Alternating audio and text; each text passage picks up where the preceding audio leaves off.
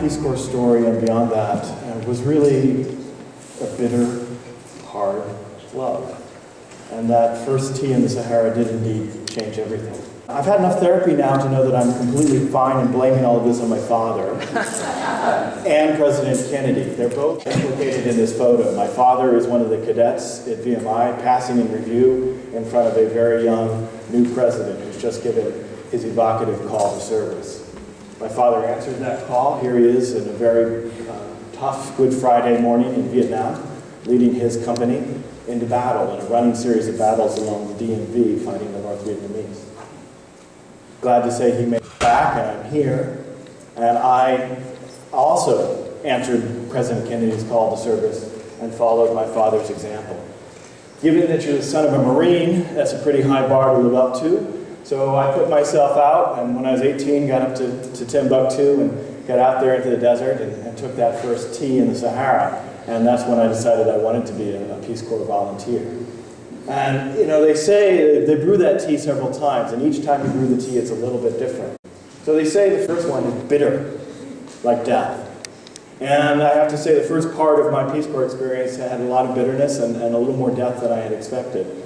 I remember at some point I'm in training, and they come to us with a survey about where you want to live and what you'd like to do as a Peace Corps volunteer. And I remember in a kind of a fever, probably literally a fever, filling it out, and it had questions like, do you want electricity? No. Do you want to have running water? No. Do you want to be with another Peace Corps volunteer? No. Do you want to be in a city? No, because at that point I was under the illusion that cities weren't real Peace Corps. And going down the list, and they must have been so glad to get that survey because, okay, we've got a live one. Right? And I wanted to show you where they put me, but Google doesn't even know where it is. In Ngargu chat, it has a little request. Would you like to add it to Google Maps? So you know when you're not on Google Maps yet that you're pretty far out there. And as you can see, it's somewhat remote. It's actually down here in a bit by the little bit of the green that is the remnant of Lake Chad. And I remember driving there for the very first time, got in a truck with the other people who filled out the survey in a similar way, and that little special truck that drove us up. And there was 50 miles of paved road in the country at the time, just twice the size of Texas. And so you got off the paved road in about 3 minutes, and then it's just dust coming in, coming down. And you're really wondering, you know, my God, what have I done? Right? Here's the moon, right? And it feels like the same thing, except probably more Americans have visited this place. And I got to Ngargu, and there were a couple of handshake introductions. And the moment I remember the most is I'm looking at that truck, and two other volunteers grab my trunk and swing it into the sand, and then close the door and drive off. And there's my trunk sitting there in the sand, and that's it. I go into my adobe brick hut, and I make the best of it I can. I remember it was actually cool at night, right? The desert gets kind of cool. It plunged down to the 80s. And in the morning, I tuned in my radio to RFE, the French station, and was trying to work on my French, right? And my French at that point was very much like a dog's English, right? I would listen very, very attentively, but I would only get little bits of what the master said. So I'm listening to the broadcast, and much to my delight, there's actually something about Chad on the first radio broadcast I've ever tuned into in my brand new village on my first day. And what I hear is blah, blah, blah, blah, Chad. Blah, blah, blah, blah. Jamena, the capital of Chad. Blah, blah, blah, blah. Tank. Blah, blah, blah, blah. Armored vehicle. Don't tell me why I know those words, but I do. Blah, blah, blah, blah. Like Beirut. Blah, blah, blah, blah. Coup. Blah, blah, blah, blah. Civil war. And now sports. It was a really tough 3 months. It was a lot of loneliness, a lot of being sick, and a little more violence than I had expected in the middle of a war-torn country, which I'm somewhat surprised to have been posted to. And that was my first bitter cup of tea. Now, bringing that back home, it's actually quite useful. You're supposed to prioritize those things which are important, right? Not the unimportant stuff. And that was a really helpful for me as a Peace Corps volunteer, because when you come back, that distinction is extremely clear. Right? People would come into me like, it's an urgent crisis. Is somebody dying? Are they being shot at? Are they dying from a communicable disease that's preventable? Are they in 110 degrees without water? No. Okay, well then maybe it's not a crisis. And when you come back, you can find those areas where those really important and urgent things were. And in San Jose, that was actually some of the neighborhoods that were the port of entry communities, where people were coming from Vietnam, from Cambodia, from Mexico, to find that elusive American dream, and instead finding drugs, gangs, and violence. And so we started working with those communities on the understanding that they were communities we ought to listen to, that had strengths, and we ought to respond to. And we did things as simple as getting out and walking the community with them. We called it neighbor walk, which is exactly what it sounds like. And we would do these neighbor walks and just say hello and paint out a little graffiti and talk to the gang members and things like that. We did one neighbor walk at night in the community, I remember, and what we found was darkness. Absolutely darkness. The lights were off. And the reason the lights were off was because they burn out and they break. And in middle-class communities, you call those in because you're outraged and absurd. Well, nobody had ever explained to anybody in those communities that they needed to call those lights in. So we walked around and together and we wrote a list of all the lights and the 6-digit number, and we called them in. They called them in. We found 173 broken street lights in one small neighborhood. You know what it's like to be in a neighborhood at night without street lights in the middle of Silicon Valley? So we started turning those lights back on, and we kept walking and we kept walking. And in that community, I'm pleased to report that the violent crime rate over the course of a decade dropped by almost 90%. The second cup of tea, they say, is hard, like life, because it's starting to soften out a little bit, but there's still a kick to it. And for me, that second cup of tea in Chad was moving villages, because maybe that first village wasn't exactly the best place to be. And I applied myself diligently to my new job, which was to be a business advisor to tomato farmers. And of course, this was great because I knew nothing about business or tomato farming. I really took my job seriously, spending a lot of time getting out there, walking with the farmers, following the market trucks in and out. And as you can see, I did a pretty good job of having clean laundry, which is why that I would frequently be a place that people would come to visit because they was reliably well dressed. I started to get very curious about the market and working with my counterparts in the village to understand, well, what happens after you sell these tomatoes? What happens to them? Who gets the money? And why are you making so little when the tomatoes are going for so much in the capital city? And we started radioing back the wholesale prices from the central market in the capital to the outlying village and writing them up on a chalkboard. And the farmers were outraged. They didn't understand, had not understood how much of their labor was going to somebody else's profit. And so at that point I had to learn a new language because this was a different language family, and I was struggling with a new language again. And I kind of had two basic things that I could do, which was ask questions, because when you ask a question, other people talk and you don't have to use your language skills, right? So the two questions that I used were why and what's most important. And I just kept asking those. And it turns out if you repeatedly ask those of people who care about their community, you get some interesting answers. And so they decided that out of why and what's most important, that they would build a market in the capital city. They cornered the fruit and vegetable market, they captured the profits that had been going to others, and they were able to buy more shoes, clothes, and education for themselves and their children as a result.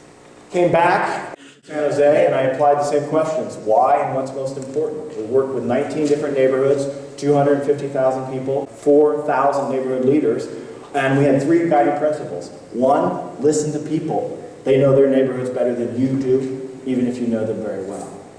Two, build on existing strengths and assets. No matter how fragile a community it is, no matter how impacted by gangs, violence, or drugs, it has strengths, it has people who are powerful. Build on those strengths. And number three, as a bureaucrat, respond to community priorities. Do what they say is important.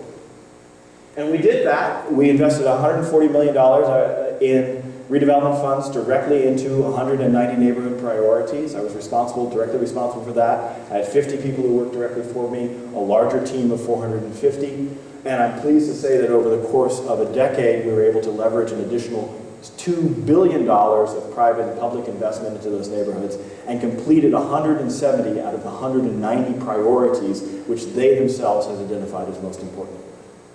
So how does that qualify as a hard cup of tea? Well, the reason it's a hard cup of tea is in this picture right here. You didn't hear about Anne and Anya and Finn because I wasn't spending any time with Anne and Anya and Finn. I was getting into the office at 7, I was going to night meetings every night, and then I was working on Saturdays. And I almost lost what was the most important thing in my life, which is the connection to the people who really love me and who really know me. And so I demoted myself. I turned down a promotion, and I became an individual contributor, doing a job where I could go home at 5 o'clock, pick my kids up, and fix them dinner. Third cup of tea. By the time you get to the third cup of tea, it's really light, and you keep adding sugar into it, so you get this carbohydrate rush, which is like nothing else in the world, especially when you haven't been eating much. And so the third cup of tea, they say, is sweet like love. And for me, in Peace Corps, the third cup of tea came near the end of my service, when I was working diligently to train the people that I was with, so it wasn't just about me.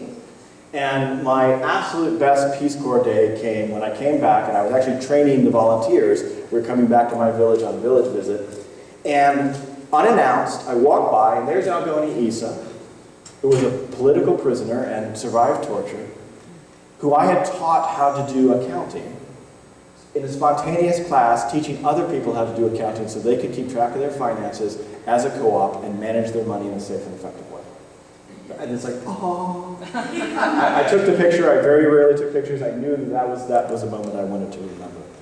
And it was a moment that gave me insight that what I was actually gifted at, what I was actually good at, was teaching and training others, coaching them, helping them find their spark. This is a drawing I did of a woman who was a volunteer of mine 20 years ago. And I've reconnected with her with the glories of Facebook and found that some of what I taught her 20 years ago shaped the course of her life. And that is what's sweet and what's love. So how do you bring that back to someplace like PayPal and the glories of Silicon Valley? What does Peace Corps training teach you about high-tech startups, agile thinking, millions of dollars in venture capital? Well, it turns out quite a lot. It turns out that basic action, reflection, dunk, and drive training we all got in Peace Corps, turns out that is sorely lacking among many of our technologists. They're in their cubes, they're good heads-down coders, but gee, I'm making this thing for small businesses, and I've never actually seen what a small business does. So I worked with the program. We took technologists out of their cubes. We got them connected with small businesses and nonprofits in teams, connected them by passion, and had them deliver a technology solve for that nonprofit by working with them 10% of their time over 6 months. Change their lives and change the nonprofit. This nonprofit in Texas, Explore Austin, works with 800 at-risk youth and gives them outdoor adventures as part of their way to keep them in school and grow them as leaders.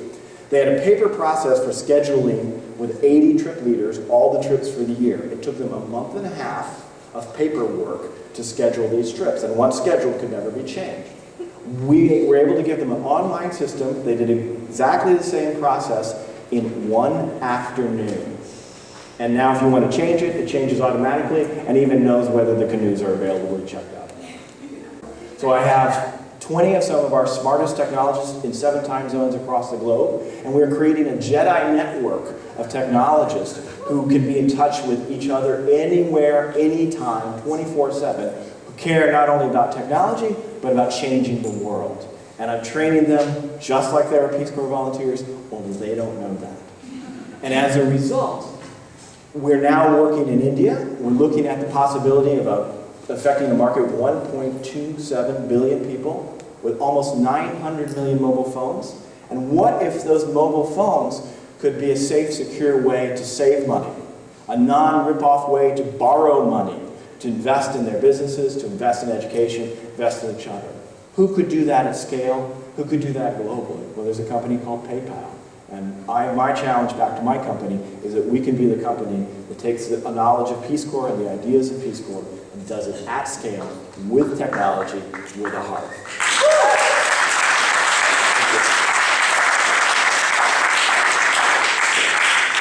And so that's what it's been for me. Bitter, hard love.